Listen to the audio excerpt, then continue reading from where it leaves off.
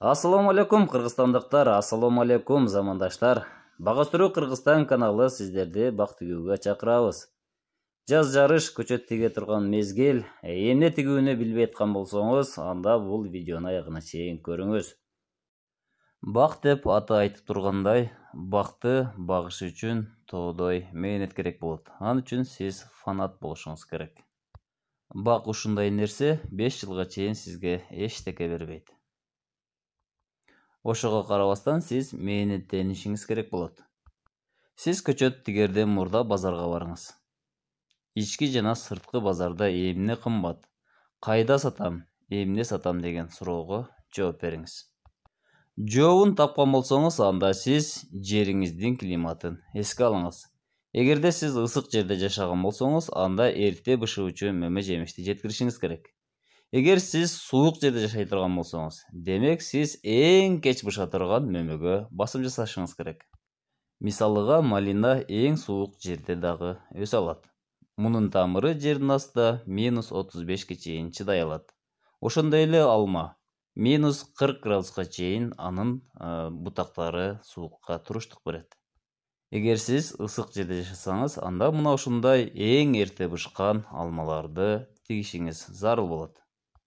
Сиз жердин климатын эске алдыңыз, көчөттөрдүн сортторун тандадыңыз, жердин анализин тапшырдыңыз, суунун анализин тапшырдыңыз. Баары жайында. Демек, сиз эми көчөт тигүү схемасын иштеп чыгышыңыз керек. Бул зоналарга карап тигилет.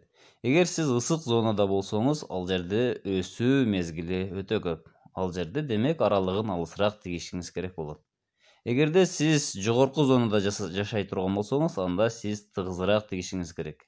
Андан тышкары, жердин профили, жер катмарын сөзсүз эске алыңыз. Эгер 1 метрден ашык болсо, демек сиз аралыктарын алыс кыласыз.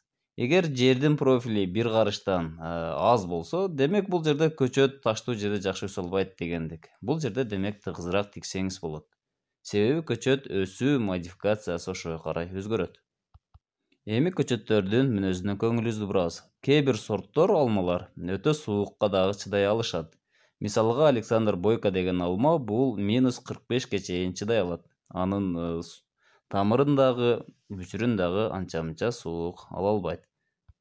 Эмки кезекте жерди даярдашыбыз керек.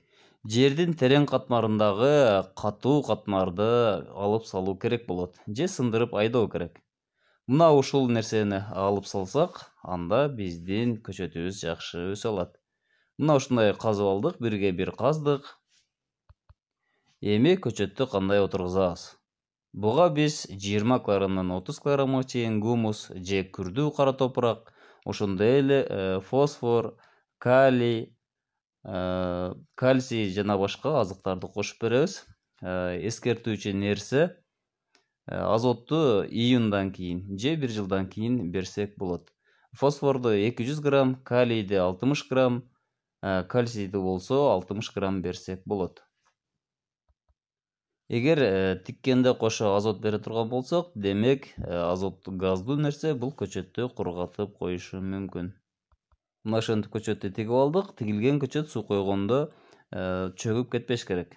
Жаш көчөттөрдү суугаруу кандай болушу керек? Эгер таштуу болсо тез-тез суугарасыз, эгер топурактуу болсо азыраак. Жаш көчөт сууну көп ичет. Апрелден баштап сентябрдын аягына чейин суу берилүү керек. Мына ушул суугаруунун санын эсептеп чыгарып коюшуңуз керек. Көчөттүн сууга болгон талабы дайыма канып турушу керек. Көпчүлүгү суроо беришет, көчөттөрдүн аралыгына кара тигин, эгин айдаса болобу деп.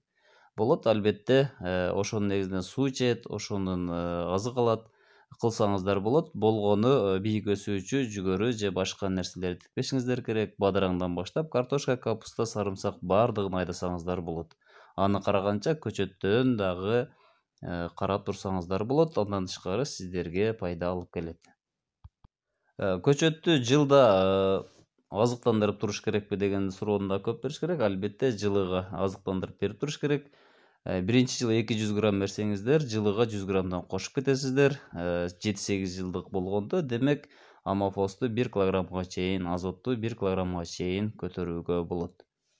Албетте бунун чоңойгон бутагына жараша же болбосо карлик полукарликтигине жараша болот. Көчөт тигилгенден кийинки алгачкы 3-4 жылы форма берүү менен көчөттүн өсүү процесси болот. Көчөттү 4-5 жылдан баштап мөмөгө кое берүүгө болот. Бул албетте анын мүнөзүнө жараша болот. Эгер карлик болсо эрте түшүмгө келет, эгер бийик өсүүчү болсо анда кечирээк түшүмгө кое берилет. Мына ушундай мөмөлөрдү жетиштирүү үчүн албетте багыш керек болот, дарылаш керек болот, караш керек болот. Бак кылыш үчүн сөзсүз фанат болушу керек. Сиздер менен Бак Өзтүрк Кыргызстан каналы болду. Аман болуңуздар.